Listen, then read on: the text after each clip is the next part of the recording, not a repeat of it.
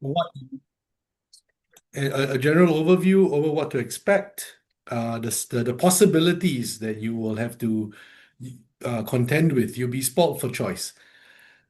So for global pathways, which is a requirement to actually graduate with from the college, right? There are six pathways that you can do.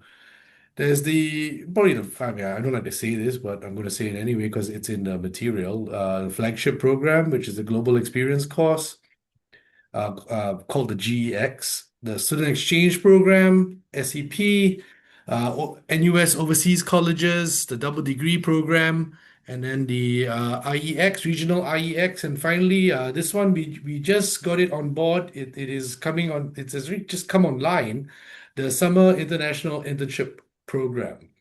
I'll go through all of them one by one. I don't expect you to remember everything. I urge you to go to the website to read more about it. This is more of like just giving you a taster of the overview. And then I will end this my spiel with trying to get you to understand why we bother with these things, which I think is probably the most important aspect of my time with you.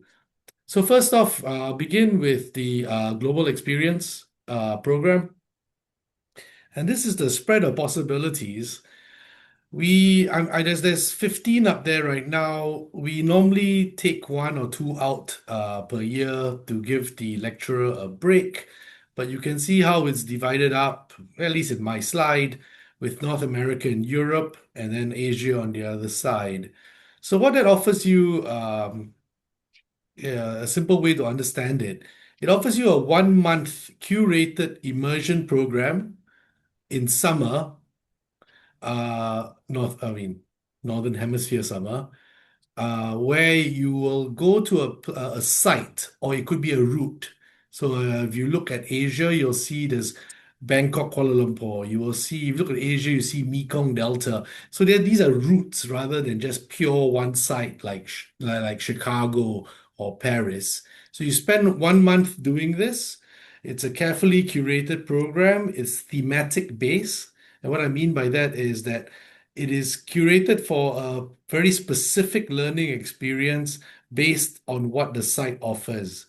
An example of that would be, say, if you go to Toronto, you'll be learning about inclusivity and multiculturalism. If you go to Tokyo, you'll be learning about how technology and culture intersect. If you go to Bali and Lombok, you will be learning about conservation and marine wildlife, right? So you do a month of immersion.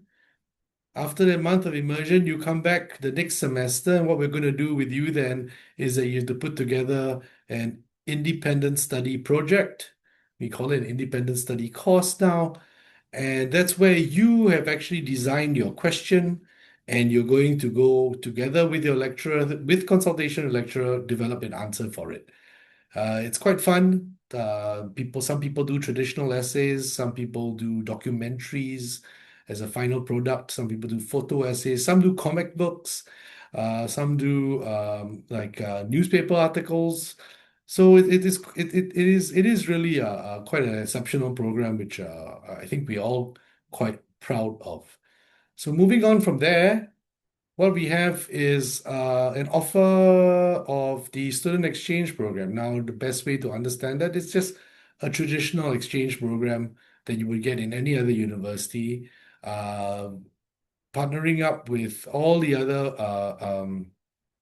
aspects of NUS. We offer 190 partnership universities. However, by coming to the college, we offer you 17 universities with bespoke NUSC exchanges.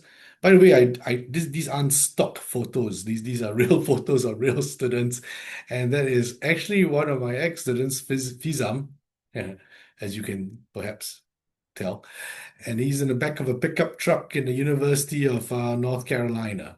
So that's a traditional exchange. You go for a semester, and it's a broad spectrum of where you can go to. Next up, number three on the list is what is known as the NUS Overseas Colleges, NOC. These are Basically, I think the best way to understand it would be internships at over 20 global places. The picture that you see there are students at the Tesla office in Beijing, and there are 20 places. You should look it up. It offers it is if you can think of the student exchanges as sort of tilted towards traditional academia, the NOC offers a different tilt, which leans towards more of internships and the business aspect to it all. Next up, we have the double degree program. Then so it's a DDP double degree program. We offer two double degrees, one in France with Sciences Po, a partnership with Sciences Po. You'll see on the slide there, Le Havre, Menton, and Reims. Excuse my French. It is basically a program for students who are doing economics, history, political science, or sociology. You basically spend 2 years out in France, and then you spend 2 years back on the college, and you get a degree from both these places.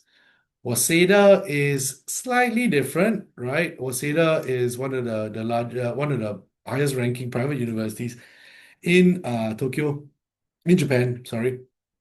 And you will spend 2 years in Waseda at your third and fifth year of study. And it's exactly like I've described the Sciences Po double degree. It is a double degree between Waseda and NUS. Finally, we have the SIP, Summer International Internship Program. This is the new one that's come on stream.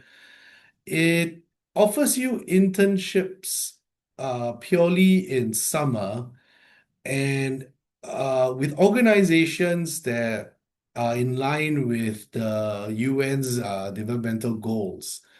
So places like the Gili Shark Conservation, the Bamboo Boot Camp.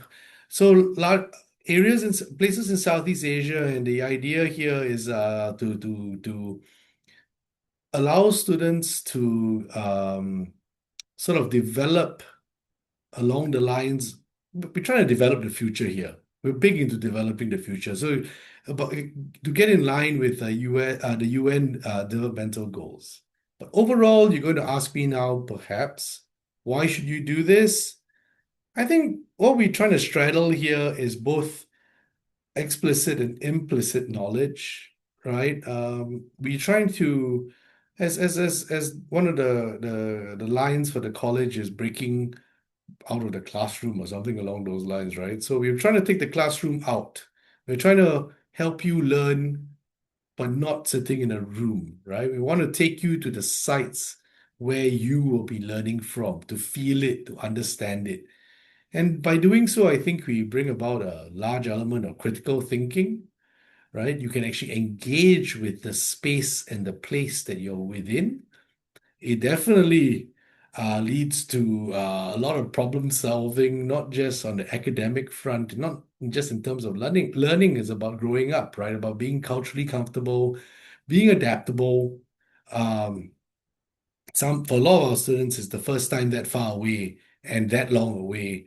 So that's interesting. And then as much as it looks like a contradiction, you will learn both teamwork as well as independence, right? You have to be your own person, you have to navigate the space, but you also have to work with others within your group. And then of course, there's the usual networking, the people that we introduce you to and the experiences that we introduce you to.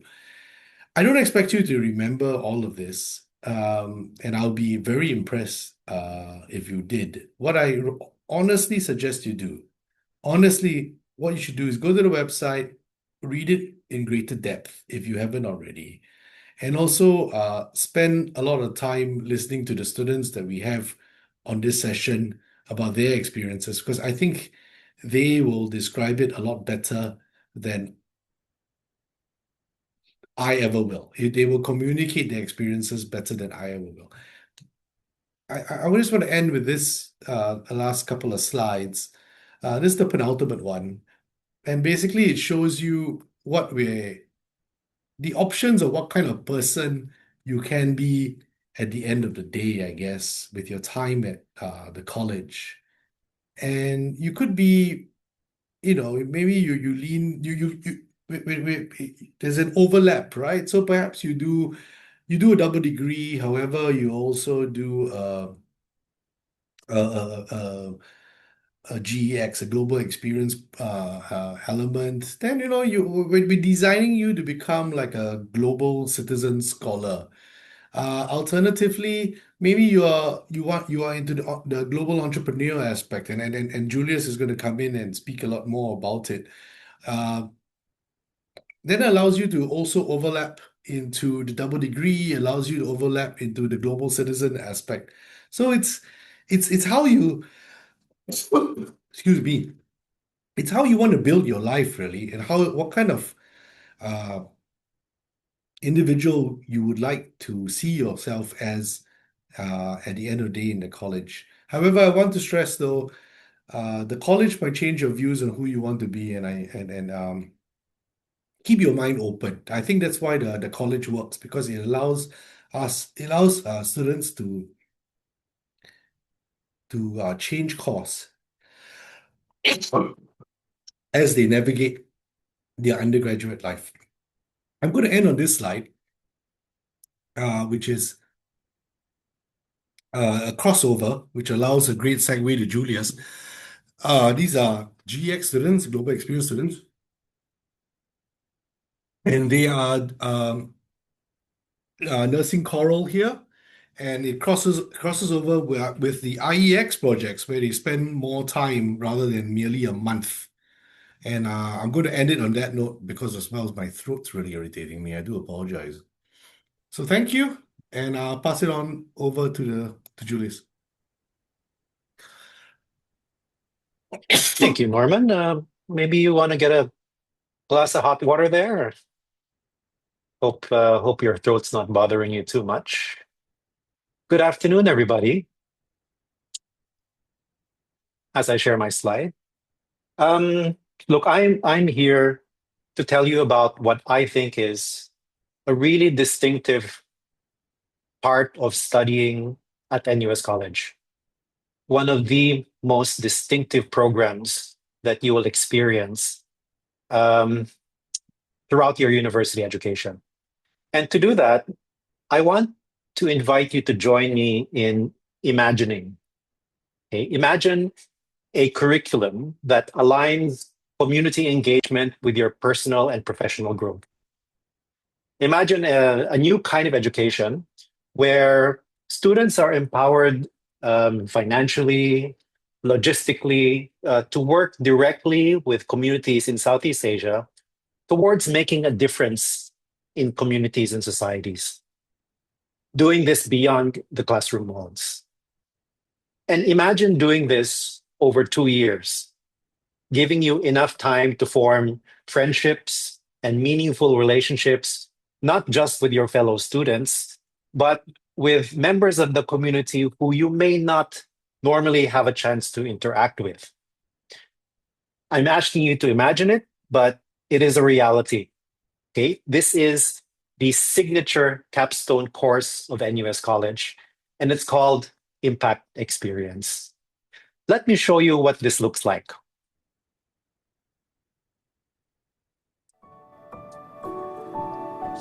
The IEX is a capstone project for NUS College.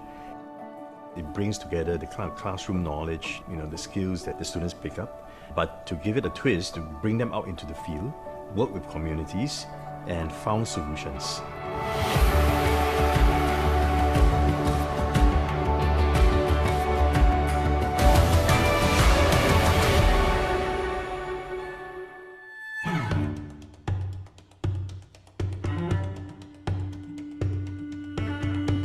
I realized in our project, people are really our biggest resource. Basically what we do is that we encourage upland farmers to cultivate coffee as opposed to other cash crops. In the village that we're working in, it's specifically corn, and that's because corn is quite bad for the environment in that sense. If we encourage them to switch away to coffee, it's much better for their environment in the sense that it's a shade-covered crop, so you don't have to destroy forests for it. The villagers here, they have so much knowledge, so much wisdom. They'll just be plucking here, plucking there, putting in their bags, and then after that, the next thing you know, it's on your plate for dinner, right? So it's small things like that that teach me how resourceful these people are. It's a lesson that you'll never get to experience living in the city, living in Singapore in such a comfortable place. The step up that I think I had is like changing my perspectives. We started off like thinking we could like help the village completely transition, help their standard of living. And I think just interacting with like two main stakeholders from the village, it's taught us a lot about like difficulties and like the own struggles they face in their own lives and like how we can't like impose our own ideas. So I think like that has been the biggest step up for me mentally.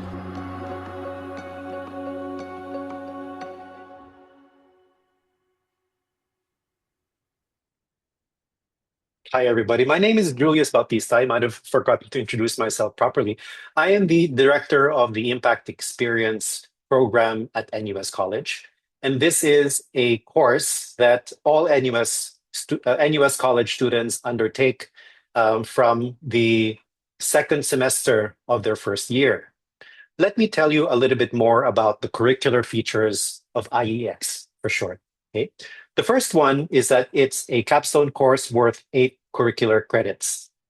And this course fulfills one of the pillars of the NUS general curriculum, which is the communities and engagement pillar.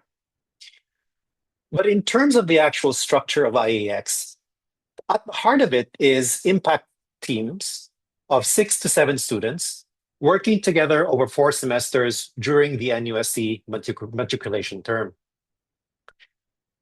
Added to that is a partnership of these teams with a host of supervisors who come from various disciplines around the NUS community. And they serve as dedicated supervisors, providing guidance, providing mentorship, providing all sorts of intellectual and logistical resources so that student teams can engage with communities in Singapore and in Southeast Asia. Another really interesting curricular feature of IEX is a creative component.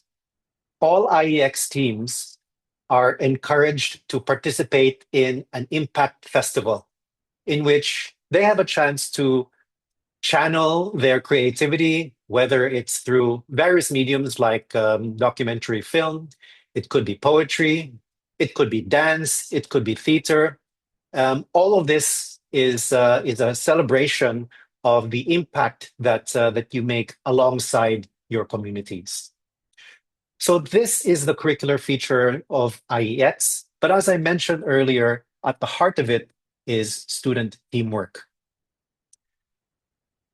Here is a profile of the IEX projects that have been conducted around the region since the beginning of NUS College. You can see that IEX teams are working with communities in various countries around the region. Most of them are in Singapore. It's important for us to cultivate relationships with those in our neighborhood, first and foremost. But what IEX offers is the financial resources, the local expertise, the support, and the guidance to reach out to our Southeast Asian neighbors, as you can see there. Imagine what you saw earlier. The group was making a very, very significant difference to communities in Thailand through encouraging coffee cultivation. Imagine that impact magnified 60 times. Every year, there are 60 such groups in NUS College, making a difference in various places around Southeast Asia. Now, let me just show you a few of those groups, a few of those impact teams. This is Team Bayanihan, who are working with farmers in the Philippines to co-create a curriculum of utilizing bamboo resources that has reached 98,000 students across the Philippines. And their curriculum has been adopted by local public schools that help younger people appreciate sustainability and see it as part of their future. Professor Norman showed you earlier a picture of communities or students in Bali working with fishermen, working with local dive operators to contribute towards the health of the coral ecosystem. Here you see Coco Coral, Team Coco Coral, who are working with local fishermen to create a coconut-based substrate to promote the growth of the coral reef. And so far in their project, they have had a 93% success rate in cultivating these coral substrates, contributing significantly to sustainable development goals. Imagine a group who is working to develop a circular economy in Singapore that saves hundreds of kilograms of food waste from businesses and food courts. They turn that waste into nutrient-rich compost to use in community farms. Now imagine a group who is working with a smart food rescue network to develop an app that matches kitchens with food rescuers. They've made a huge difference by cutting down waste by about 35%, and again, advancing Singapore's goals towards responsible consumption. Coming back to Thailand, we have a group called We Love Elephants, and they have partnered very, very productively with local elephant handlers to develop a very, very viable ecotourism model that helps the local community not only enhance their livelihood, but it helps promote wildlife ethical practices. It helps conservation, and it helps people appreciate biodiversity in this particular community. I'm only going through a few groups, everyone, but what is interesting about IEX is that supervisors, professors are not going to impose solutions onto students. And by extension, students are not going to impose solutions onto their communities, okay? You will have the autonomy to choose the change that you want to be. If you're interested in sustainability, you can find a project that suits that inclination. If you have inclination towards tech, you work with your team members to find what kind of solution or what kind of tech solution you want to implement. So it's that autonomy, I think, that's significant about IEX. We believe that sustainable impact is about investing yourself personally in the advocacy that you want to promote. And that is something that's a feature of IEX. Apart from that, IEX also has a component where all good ideas are supported to be larger than originally intended. The Impact Incubator is a program where good ideas become transformed into successful ventures. There is funding, there is industry support, there is dedicated mentorship and real-world experience to turn ideas into viable businesses, to turn ideas into successful social enterprises. Let me just summarize, everybody. The Impact Experience program, and specifically the Impact Experience project, is a kind of educational experience in which your desire to contribute to society is strongly connected to your own learning. And that's why service learning is a very, very important component of the NUS College experience.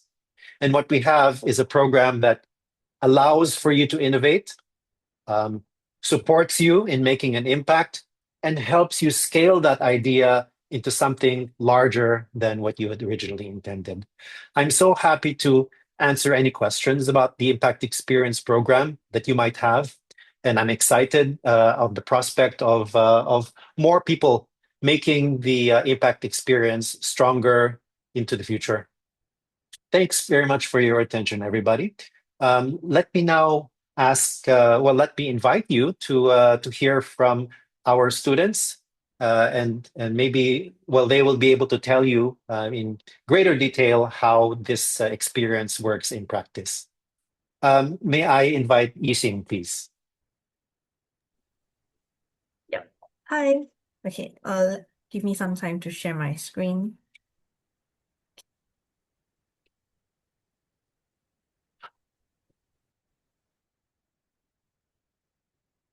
Okay. Okay. Hi everyone. So I'm Yixing. So I'm actually a year 4 accounting student.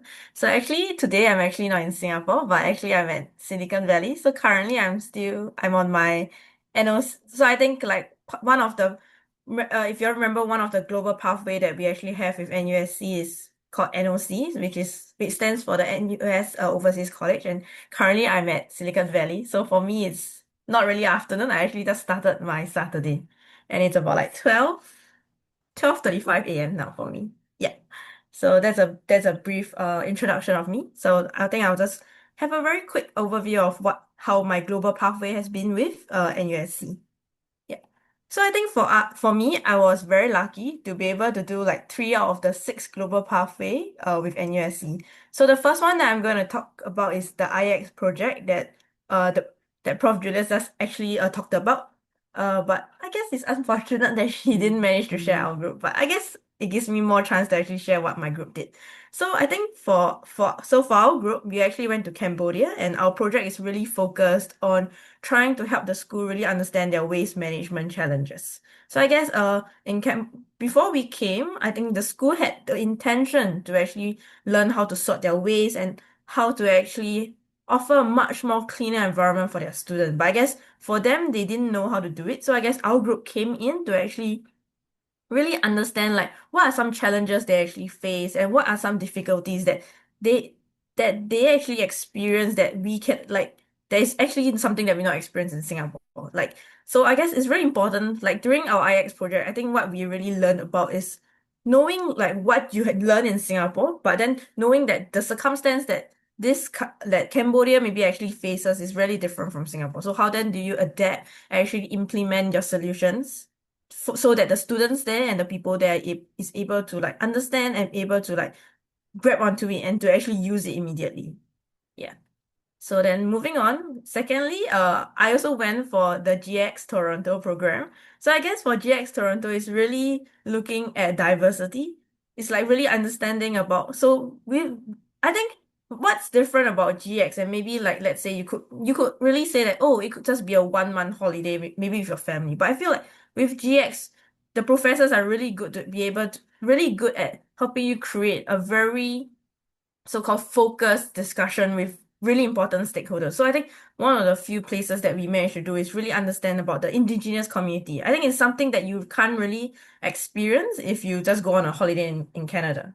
And the second one was we actually managed to meet like one of the mayors in Canada. And that's also something that you won't be able to see or experience if you just go on a holiday. So I think that's what's really special about GX in general. I guess for Toronto, for me, it's more about really understanding like what people actually face there, like especially the indigenous communities. Like what is it that we actually don't see, but they actually face. And I think that's something that really stood out for me during my GX Toronto trip.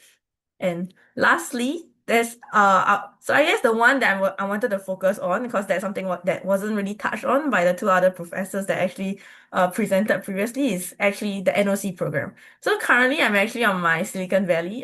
So I just started like a few months ago, and I think within that few months, I think it really shaped how I actually view, like, let's say maybe working in a different country, or maybe actually also help me better appreciate Singapore a bit better. Because I think like, I guess for being on NOCs, I think it's really different from being on exchange. I guess being on exchange would mean that you still have like the school community, because you are going to stay with a partner university and you still go for regular classes. So I guess it really helps you I feel that it really helps you so-called like blend into to like the environment a lot easier. But I guess for NOC it's a really different experience because I like for NOC Silicon Valley that we do have a partner university with Stanford, but then we are not really into the student community there because I think most of the time is actually spent on going for internships and we don't really take much classes there too. So I guess it's a whole new experience being able to, I guess, thrive in a foreign country. Because I think like for Silicon Valley, I think one of the biggest purchase that I actually made was actually getting my own car. I guess like definitely the cars here aren't as expensive as the one you see in Singapore. But I think like for me, forking out that $6,000 out within like the first 3 weeks of being in a new country, not getting my pay yet, is something that I think it's really shocking for me personally. And I guess it's also an experience of like needing like especially when you come to for NOCs, like you need to go and set up your own bank account because you need to get your pay and that's something that you don't really and that's like the first step of the adulting, like going to a foreign country, setting up your own bank account, or going to a foreign country trying to like get your own car, trying to settle transportation. And actually like getting your own house is also I guess is another part of the journey with being in NOCs. Like yes, you can actually stay with your badge, but I guess for me, I chose to stay outside without my badge. I guess I mean what so I think like for me, I think that's really something very interesting because I think being outside of badge not really like staying outside of badge really helps you to really put yourself out there because you know that you put yourself out there to meet new people, like to really get to know people around. Just being in the US or your colleagues, or maybe just people that you actually like walk and then you just start chit-chatting with each other. Because I think in Singapore it's not very common to actually like just strike a conversation out with someone, right? But I guess especially in the US, especially in Silicon Valley, it's really easy to actually strike a conversation out. Like I can be sitting and waiting for a coffee and so I can just be I'll just turn beside and ask like, oh, what do you order what do you order for your like what's your coffee order and stuff like that. And it's really easy to actually like strike out a conversation. And that's I think an experience that is very hard to get. And that's something that you can actually get in with the global pathway, especially in NOC itself. Yeah. And I think that marks the end of my presentation. I don't really have much to share actually for NOC because I'm only like 3 months in.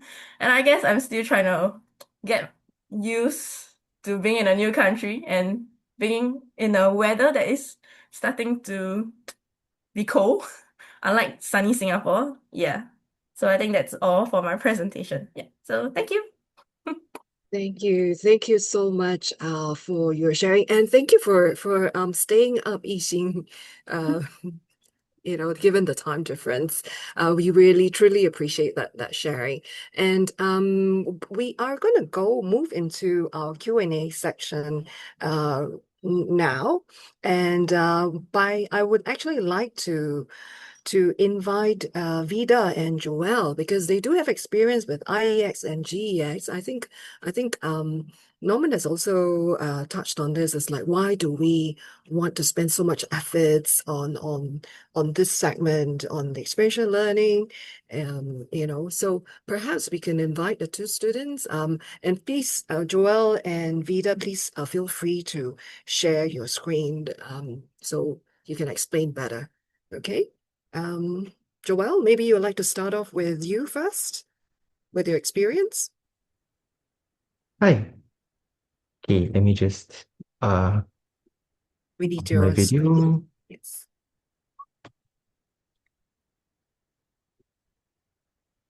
Okay, great.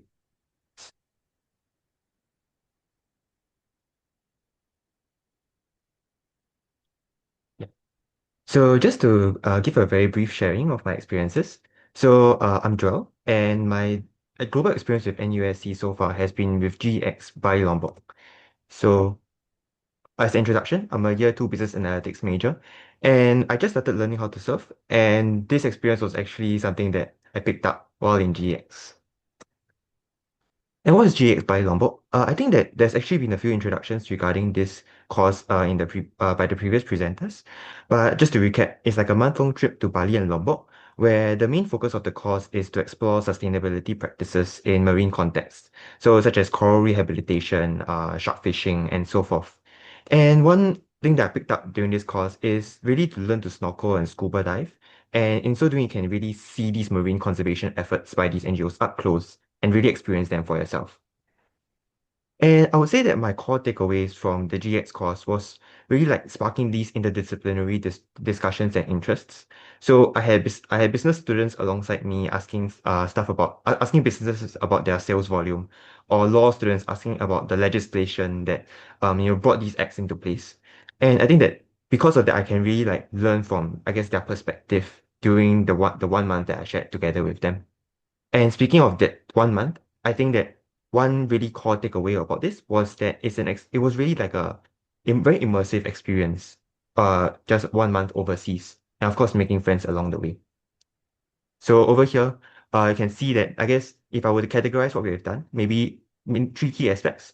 Firstly, going out to meet like field experts and NGOs, learning from let's say this turtle conservatory, going to site visits, let's say to shark markets, to really understand what drives these kinds of marine industries and what sustainability changes can be made with it. And while deep diving into like the ocean to really see what we're learning up close and more. So maybe Veda, you'd like to give an introduction for your IEX as well? Yeah, sure. Hi, everyone. Okay, let me just share my screen. Okay. Okay, hi everyone. I hope everyone can see my screen. So my name is Veda, and I'm a year 2 data science and econs student. I was from ACS Independent and did the IB program, and I love traveling, as you can see on my slide. So I think that the NUSC Global Pathways definitely gave me a great opportunity to go overseas and experience like a new life and new culture. So I'm going to be talking about my IX project, which is Project Tight Knit, which we're working with the Darahang community in Mechon, which is a village a couple hours away from Chiang Mai in Thailand. Yeah, so just a little bit about our project. So our aim of the project is actually to help in the economic empowerment of the Darahang women. So we're kind of helping them to kind of preserve their culture, so their traditional designs and textiles, and also help them with economic empowerment by helping them to market their products better to the local communities in Thailand. Yeah, so just a little bit about the experience I had with Mechon and in Darahang. So okay, you can see the pictures. Okay, oops. Yeah, so I think IX is definitely something that was super, super enriching, and I got to try a lot of things that I never did before. So we travel a lot, like on this pickup truck, which is super fun. And basically, like the Mechon village is actually up on a hill, and it's really, really remote. So we didn't have like any Wi-Fi or even electricity throughout the entire village. And I think that experience was something that was definitely eye-opening because you could kind of see like how the villagers and even the kids there kind of spend their time daily and learn a lot more about like nature and being able to kind of carry yourself given the different situations. Yeah.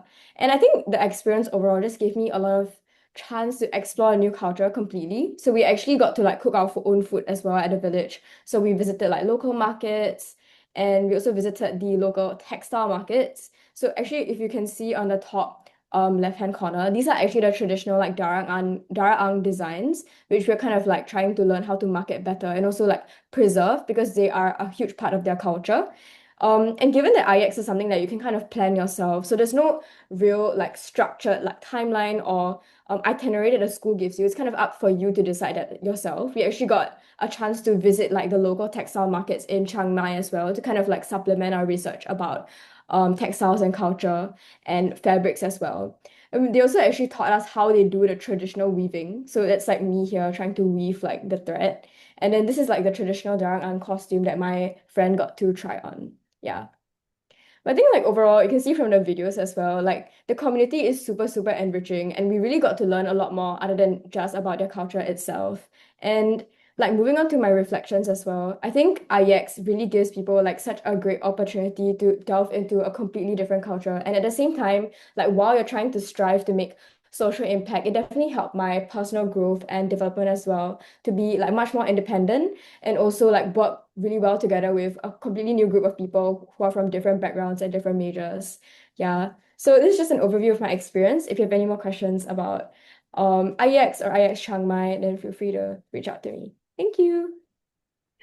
Thanks, Vida. I think you got a lot of beautiful pictures in your slides, but it wasn't Yeah. showing. I don't know whether you want to Oh, try so one more time. sorry. Okay. Wait, do you want me to try again? I don't know if it'll work though. Yes, let's try Okay. again because I saw your slides earlier. Does it So work? yes, it is working right now. Yep. So Okay, yeah. I just like skimmed through them again. But yeah, so like this is actually like the pickup truck that we took from Changdao, which is another like town, and traveled into the Meitron village. And then this is like what Meitron looks like basically. It's like on the top of a hill, so it's like a hill station. There's tons of plantations and it's really, really beautiful.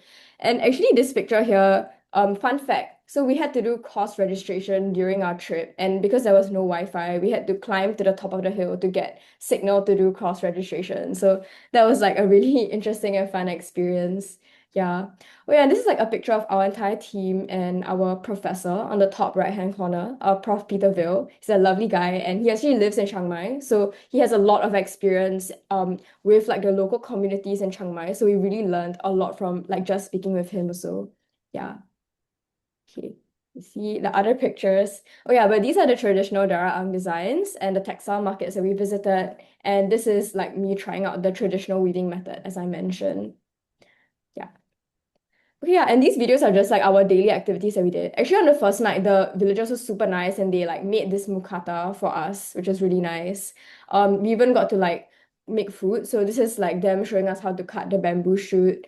The local textile markets, and also we were plucking leaves here to like make the traditional organic dye that they use for the textiles.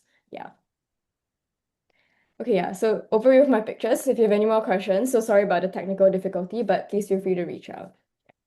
all right, thanks so much, Avida. I'm pretty sure our audience actually enjoyed looking through those pictures, particularly your little trip up the mountaintop to get some signal.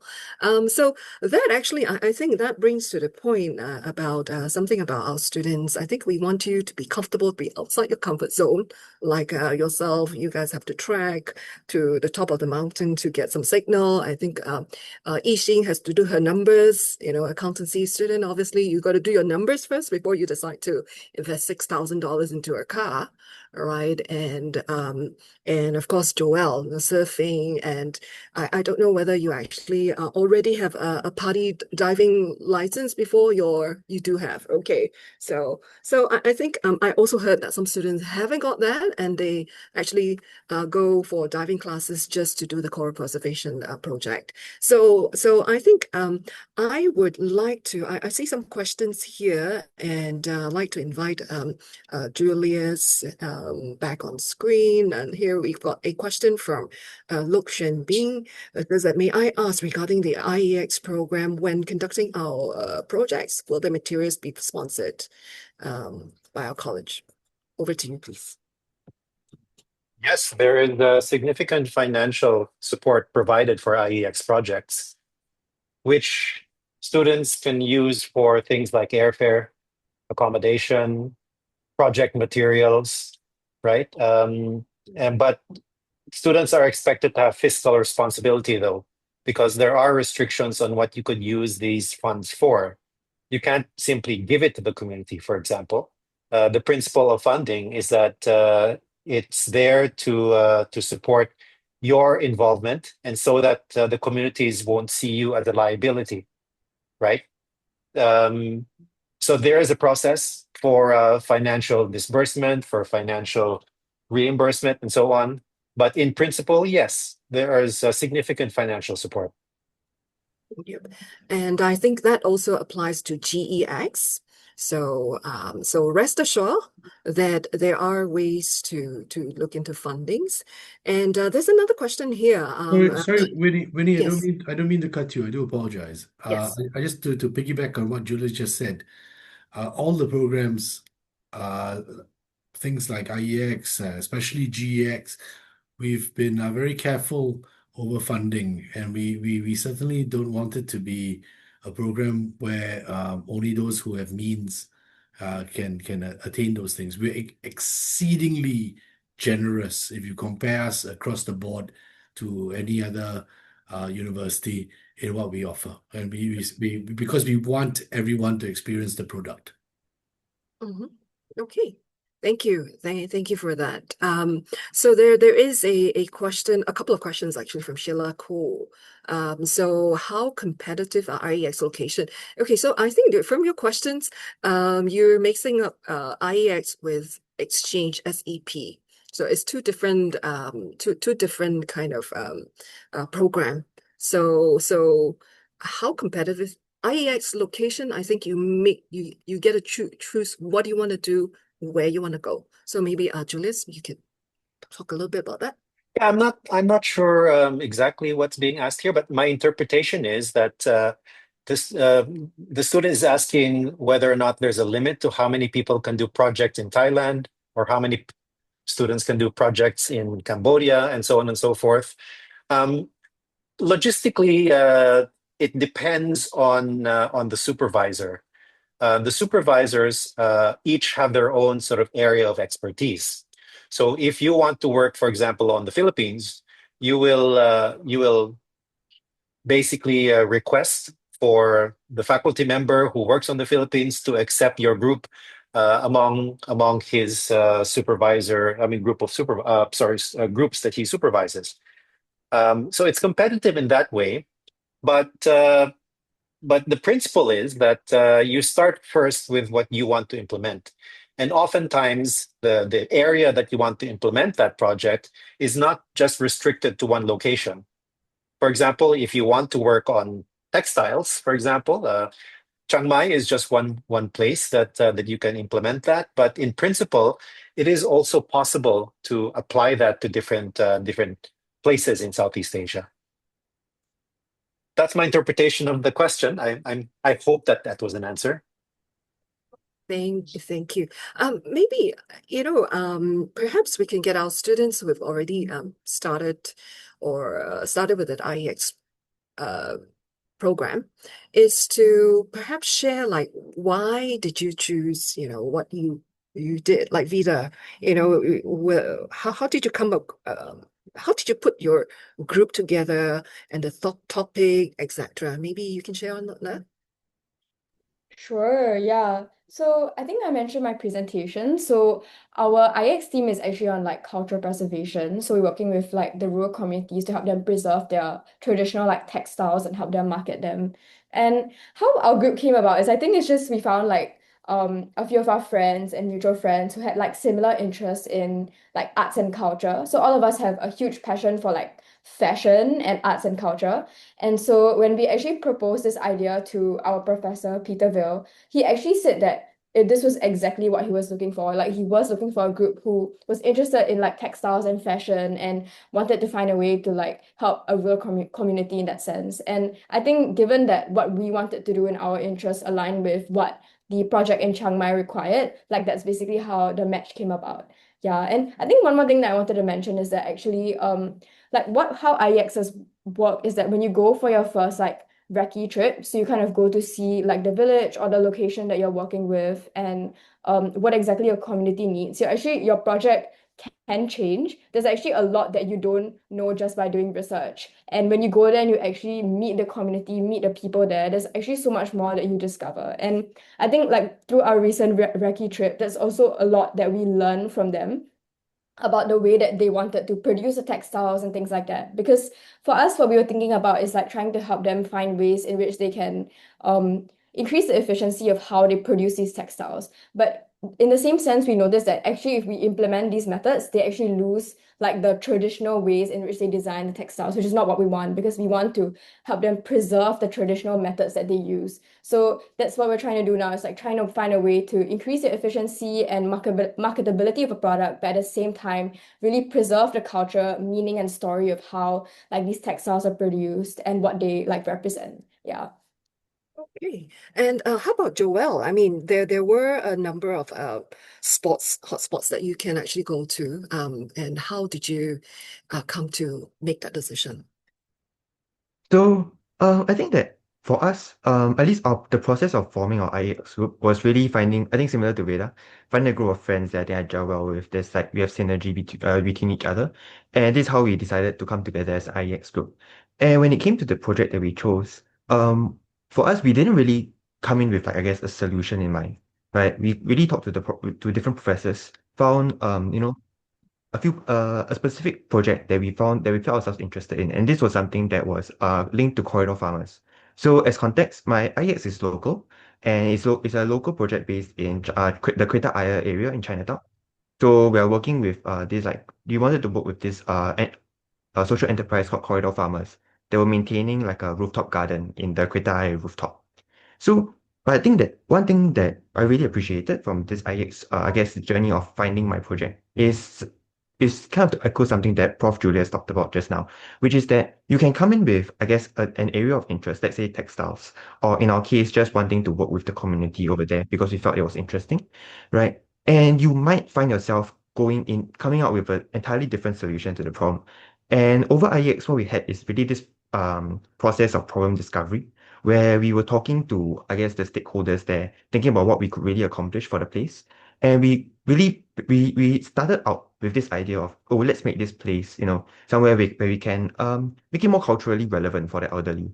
And we slowly pivoted. And then now we are looking at being able to, I guess, bring in more NGOs so that we can expand their services to really engage and service more marginalized youth in the area.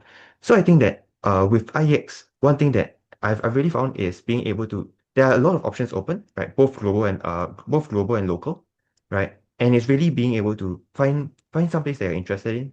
And from there, this process of finding out what the place really needs and how you can apply yourself to it.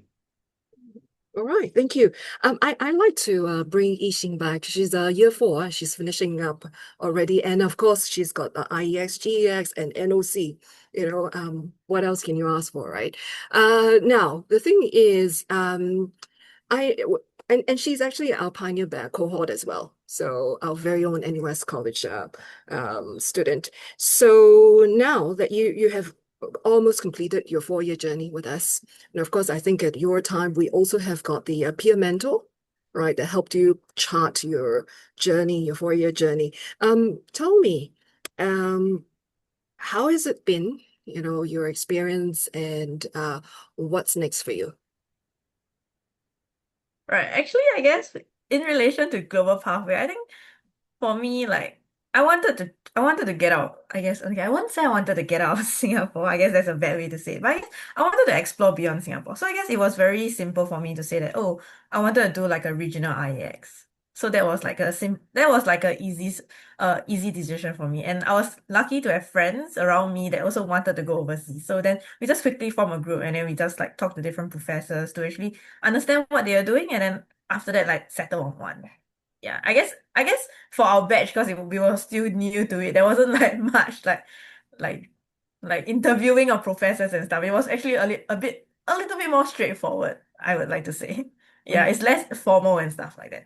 Yeah, I guess, and then for GX, I think it's the same thought. Like, oh, like there's an opportunity to use my summer for 1 month, and given that accommodation is taken care of, I'm like, why not just go for it, right? It's like, what's there to lose? So I guess GX was also like pretty simple for me. I guess NOC for me was something that came at a sudden, like just one day I thought like, oh, why not I'll just go for NOC? And that's why I'm on NOC at year 4. Yeah, so I guess it was a little bit of bad planning on my part. But yeah, so I guess for me, I like being like in NUSC, I guess, and also being in NUSC especially helped me because I think you're able to interact with people from different faculties, like different interests, different majors, and like the information and the thoughts that they put in is really different from, let's say, my friends from accountancy. I guess for people from accountancy, you would link it to the stereotype of being like very reserved and being very like work by the book. And it's not wrong, I guess. It's not wrong to a certain extent. But I guess being in NUSC, because I'm able to like meet with people of different major, you hear different things, I think you meet a lot of different like ideas and stuff like that. And I think that's something that NUSC really stood out. Like, and that's what I really got from NUSC, I think, for my 4 years. Yeah. Okay, good. And Thank you. Yeah. And I'm gonna bring Julius as well as a Norman, because you're hearing from the students' perspective, and for yourself, I mean, you've interacted with our students either through class or because of IEX and GEX. How different are they? Because they're not from a single mold, like a degree-bearing faculty where you have majority of say psychology students, etc. How different are NUS College students to as compared to back in a single degree student? Julius is certainly going to hold back here on I think, okay, I'm going to be honest. I'm going to be absolutely honest. I think the difference is, and I remember I come from a different university out west in Singapore, and my first impression was that highly driven, very intellectually curious. So they're willing to extend beyond the degree. I don't get an accountancy student who is and like one of the students have said here, uh only fascinated with accountancy. Do you know what I mean? And that would be a very troubling student to teach in an honors college. They actually want to go out, experience the world. They want to understand what the issues are. They can think beyond their major. And yeah, I think that's the average student here, and I think it's slightly different from uh, and no offense to the students doing what they do, okay? I'm not trying to bag on that. If that's their bag, that's their bag, but I'm just trying to describe the people we have here. And Julius? Yeah, same for me, Norman. I agree with that. But let me give a different spin on it. A lot of the students who come in the initial part feel or suggest that they can change the world, that they can make a huge difference to the world. The NUS College experience, I think, cultivates the idea that you can change the world, but you have to do it collaboratively. You have to do it in a way that recognizes that there are people in those communities already doing amazing things, right? And what you can do is you can add value to what is already flourishing in these communities. So the whole point of a program like IEX is not to impose, it's not to go into communities thinking that you know better. Rather, it's the opposite, right? It's coming into a community with a sense of intellectual humility to say that, yes, I have something to offer, but let's talk about what solution is appropriate and feasible. So to answer the question, I think initially students come in with this really unbridled enthusiasm about things. But the NUS College experience teaches you how to channel that enthusiasm into something feasible, something sustainable, and something practical. That's it.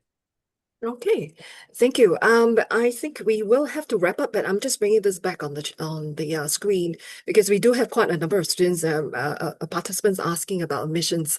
So I'm just going to flash this very quickly on the kind of who should be applying, to NUS College.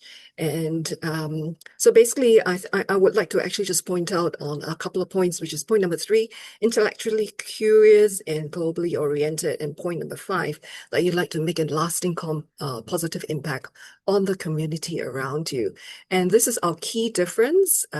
You can get a copy of the deck later on, so just get your phone ready to whip it out because I'll tell you when to do that. And because I do see quite a number of questions on admissions. And so why don't you join us for the admissions tips webinar, which is on 13th of December at 4 p.m. as well. We've got lots more to share over there. But in short, the application is actually opening on the 3rd of December onwards, depends on the qualification that you'll be applying with. Okay, and then of course we have a few other events that's coming up in January. And then if you have questions, this is what you should do. Go to our website. Right at the bottom of the page, you will see FAQ. Go through that. We've got lots and lots of information over there. And then if you still have questions after sifting through the Q&A, FAQ, then go on, contact us and complete the contact form and put admissions as the request type. And of course, this is the time to take up your phone or take a screenshot and fill up. There'll be the mailing list as well as the latest stack. Actually, not something that's more than what I have shared. So I'm just going to leave this on the screen for another few seconds. Then in the meantime, I'm going to bring the faculty members as well as the students back on. Your closing statement, please. Anyone likes to start to wrap up? Julius, would you like to try first? Your closing statement? Education is not just about classroom experiences. And NUS College, this is the institutional motto. This is the institutional identity of NUS, that yes, we do have rigorous academic programs, but we want students who are willing to extend beyond the classroom in productive ways. So if that's you, NUS College might be a good fit. Great. Anyone next? I mean, to add on to Julius, actually, there isn't much to add on. Really, you should be an individual who's curious. Grades are important, but they aren't the end of the day. It's about learning when you are here. It's about becoming the individual that you want to become. And I think we offer that process for you to discover yourself. We offer multiple routes for you to try, for you to alter, for you to flip back. And I think that's the most important thing coming in as an undergraduate. You're going to experiment with yourself effectively, and but try your best when you're here, if you get in. Students? Yeah, and I think that with respect to that, there's a lot of opportunities offered through NUS College that I've managed to be a part of, right? And one of them being like the Global Experience project, where you really get to go overseas to experience things for yourself, right? And alongside that, many other things like the interdisciplinary courses that NUSC offers. So I think that, I guess, speaking from a more personal level, it's really been a place where I've been able to grow as like academically and on a personal level as well. And so I think that if that's something that kind of like sparks your curiosity, I would really encourage you to go and do some research online, maybe ask some questions now, or really just and yeah, just come and apply.